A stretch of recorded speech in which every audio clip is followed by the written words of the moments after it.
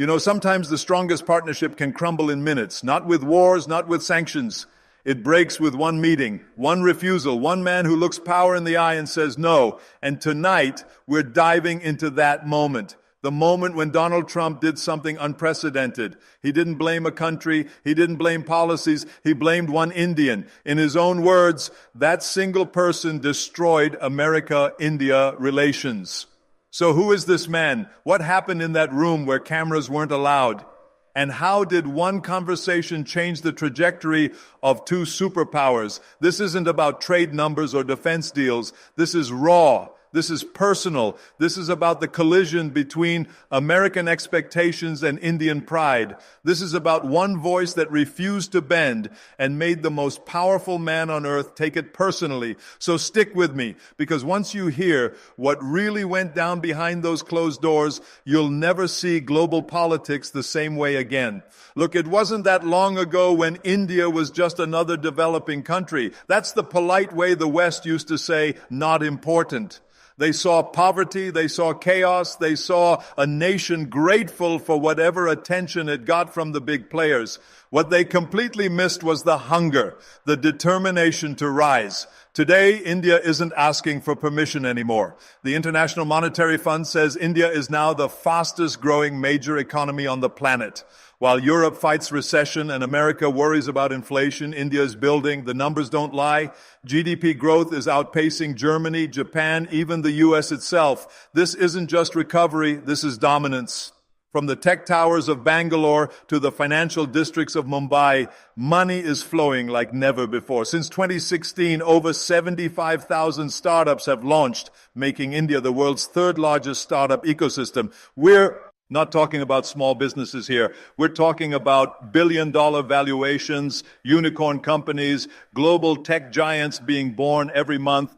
When COVID hit and the world panicked, what did India do? It became the pharmacy for the entire planet. Over 80 countries got their vaccines from India. The country that was supposed to need help became the lifeline for everyone else. While the West struggled with supply chains, India was exporting medicines, vaccines, and medical equipment across the globe. And suddenly, the power dynamic shifted. India wasn't the grateful recipient anymore. India had options, real options. This wasn't the same country that would nod and smile at whatever America offered. This is where our story really begins, because Trump, being Trump, walked into this new reality expecting the old rules to still apply. He expected India to be thankful. He expected compliance. He was about to meet the man who would change everything, Dr. S. Jaishankar, India's External Affairs Minister. If you don't know this name, you should, because this is the man who made Trump so furious that he personally blamed him for destroying the relationship between two nuclear powers. Jaishankar isn't your typical diplomat. He doesn't do small talk. He doesn't flatter egos. He walks into rooms representing 1.4 billion people and he acts like it. Sharp, strategic, and completely unimpressed by American pressure tactics. During Trump's presidency, everything was supposed to be on the table. Trade deals, defense partnerships, strategic alliances. Modi and Trump had their public friendship. Remember Howdy Modi? 70,000 Indians cheering Trump in Houston. Trump loved every second of it. But behind those camera-ready moments was a different story. Because while Modi was playing the diplomatic game, Jaishankar was holding the line. And that line was simple. India will not be dictated to. The breaking point came during high-level talks that most people never heard about. Secret meetings, closed doors, no media. This is where the real business gets done. Trump's team came in expecting quick wins. They had their demands ready. They wanted India to stop buying weapons from Russia. They wanted India to reduce trade with Iran. They wanted India to pick America's side in every global dispute. Basically, they wanted India to become America's junior partner in Asia and be grateful for the privilege. The meeting was tense from the start. American officials laying out what they expected from India, making it clear that this wasn't really a negotiation. This was America telling India how things were going to be. Then Jaishankar spoke. Cool, calm, completely unbothered by the pressure in that room. His message was crystal clear. India makes its own decisions on defense, on trade, on foreign policy. America could either respect that or walk away. The silence that followed was deafening, because this wasn't how these meetings usually went. Countries like India were supposed to negotiate, maybe ask for something in return for compliance. They weren't supposed to just say no. But that's exactly what Jaishankar did. No long explanations, no apologies, just a firm refusal to let America decide India's policies. You have to understand what a shock this was for Trump's team. They were used to dealing with allies who needed American approval, who feared American displeasure. But India had Russia for weapons, the Middle East for oil, Europe for trade, China for manufacturing. India didn't need to depend on America for anything, and that terrified them. When they pushed harder on the Russia weapons deal, Jaishankar didn't blink. India would buy what it needed from whoever offered the best terms. When they demanded India condemn Russia over Ukraine, Jaishankar said India would stay neutral. When they wanted India to cut ties with Iran, Jaishankar said India's energy security came first. Every American demand met with quiet, unshakable resistance.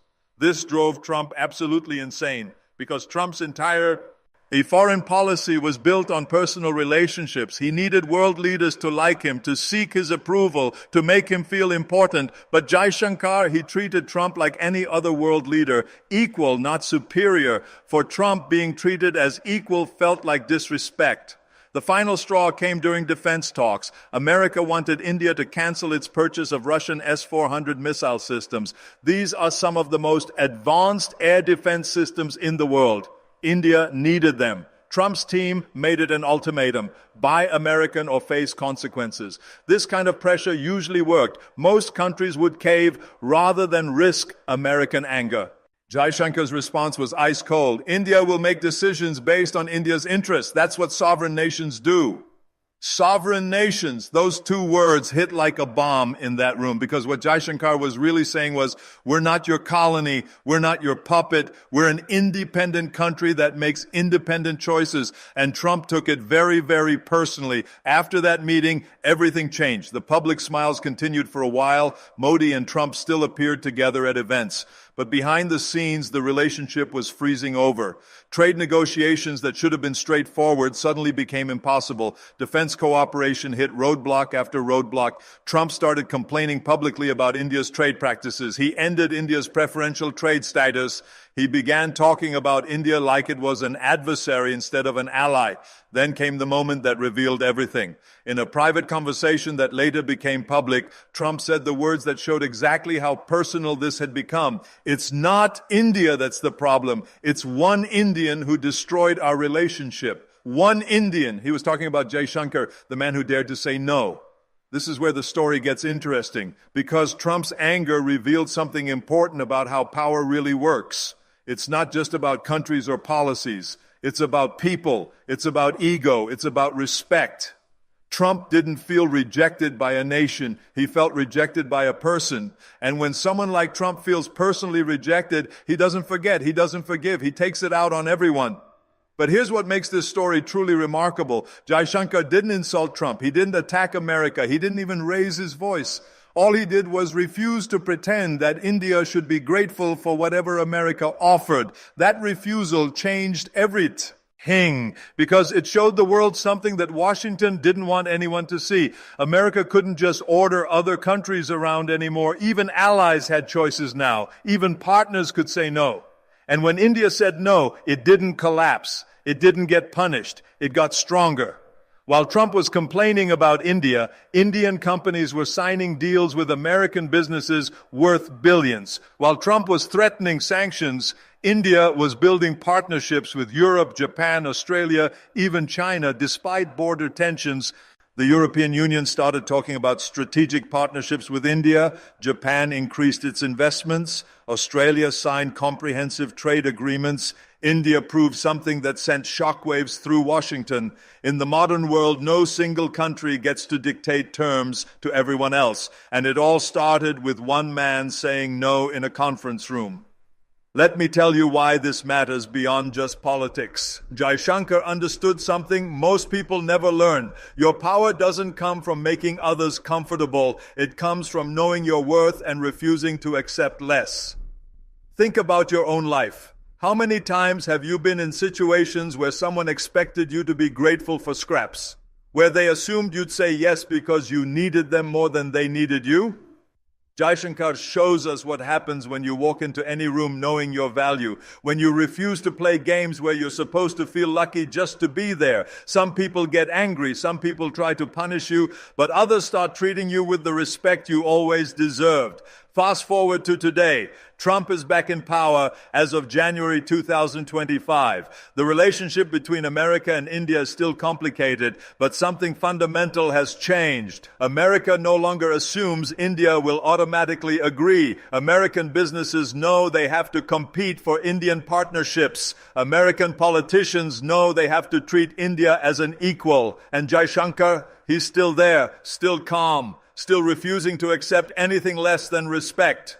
The man Trump blamed for destroying the relationship became the architect of India's new global position, a position where India doesn't choose sides in other people's fights, where India makes its own decisions, where India partners with everyone but belongs to no one. This is strategic autonomy, and it drives traditional powers crazy because it means you can't be controlled, can't be predicted, can't be taken for granted.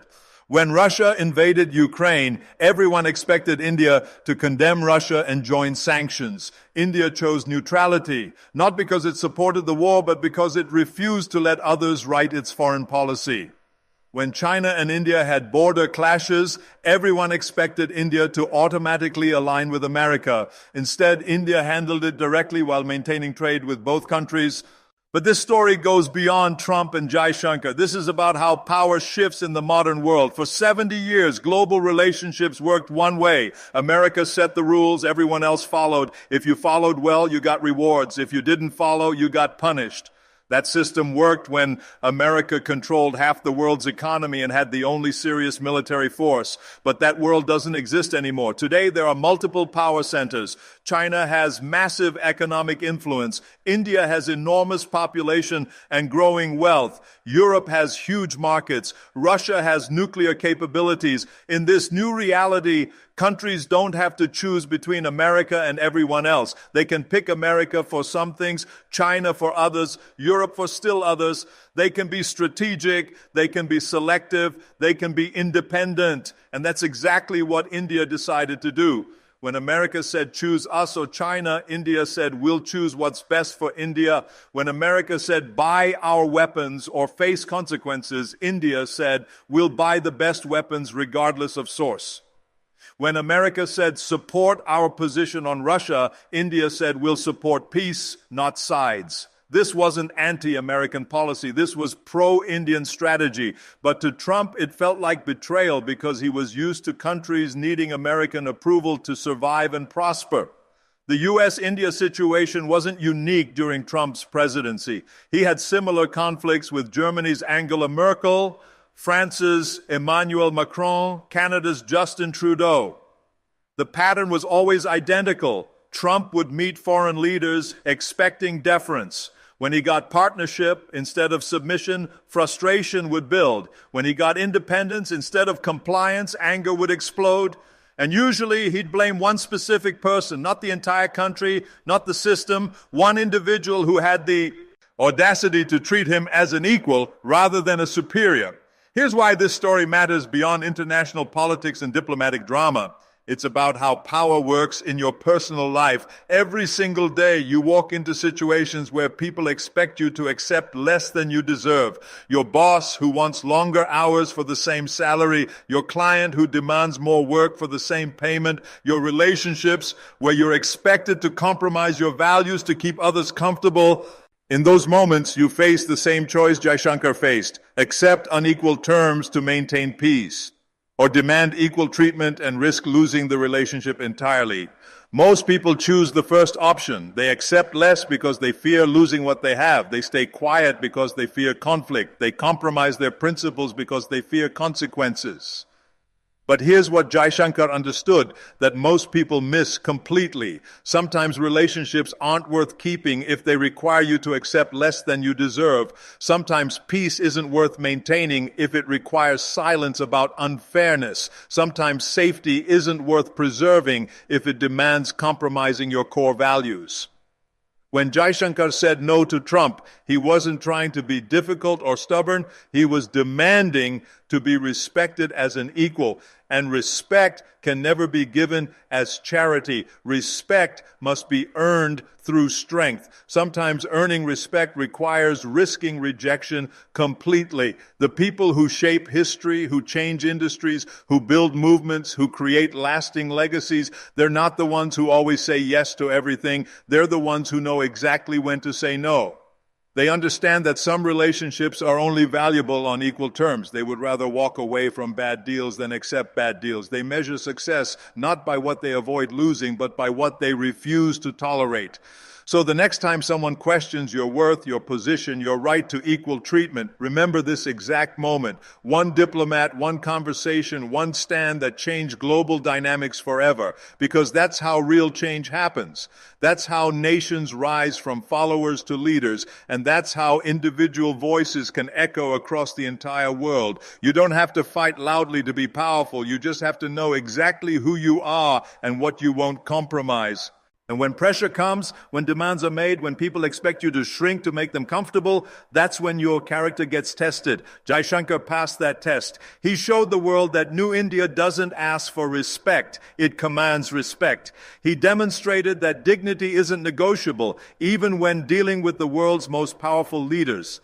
This moment matters because it proves that principled resistance can reshape entire relationships. That standing firm on your values can change how others see you permanently. That sometimes the most powerful thing you can do is simply refuse to accept less than you deserve. Today, U.S.-India relations continue, but they're fundamentally different. They're not hostile, but they're not what they could have been. Both nations still cooperate on many issues while maintaining disagreements on others. India kept buying Russian energy after Ukraine conflict began. America wasn't pleased but couldn't stop it. India continued developing economic ties with China despite American pressure to contain China. Again, America disapproved but had to accept reality. The relationship survives because both countries need each other strategically, but it's now a relationship between equals, not between leader and follower. And that transformation, that shift in fundamental power dynamics, started in that room when one Indian diplomat looked one American president directly in the eye and refused to back down. Trump left office still convinced that Jaishankar had destroyed a potentially historic partnership. Jaishankar continues as India's foreign minister, still believing he preserved India's dignity while maintaining America as a valuable partner. Who was right?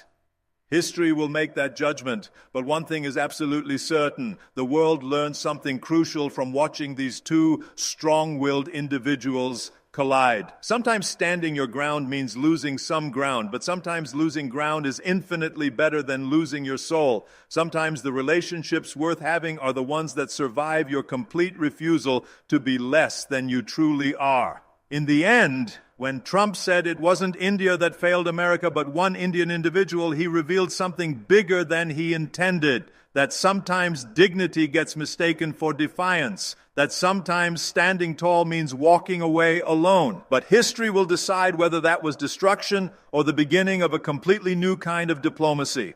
That's the real truth Trump revealed, whether he meant to or not. In today's world, respect isn't given freely, it's demanded boldly. And the people who demand it might lose some friends along the way, but they keep their integrity intact. And keeping your integrity might be worth more than keeping everyone happy.